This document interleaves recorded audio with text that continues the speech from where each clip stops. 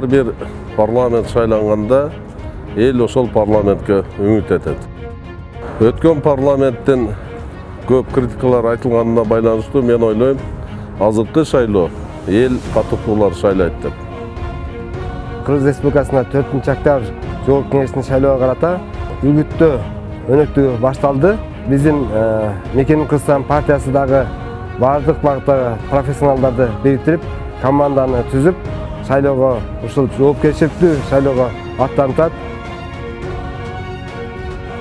Бардык партияларда эле биз дагы кече өзүбүздүн партиянын регистрациясы бүтүп, бүгүн иш-чараны баштап атабыз.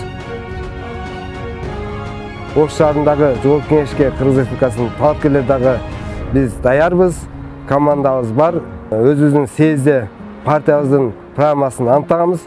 Ушул программанын негизинде иш алып барабыз. Кыргызстандагы ыйык жердин бирине келип, иш-чараны ушул жерден Кудайдан суранып, элибизге жакшылык берсе экен, элибизде орус-уркодон сактаса экен, мамлекетибизде өнүгүү өсүү болуп, тынчтык болсо экен деп тилек менен баштап атабыз. Мамлекетибизде өсүү өнүгүү болсун, тынчтык, амандык болсун. Бардыгыбызга ушул саясий иш-чарага катышып жаткандарга ийгилик каалайбыз.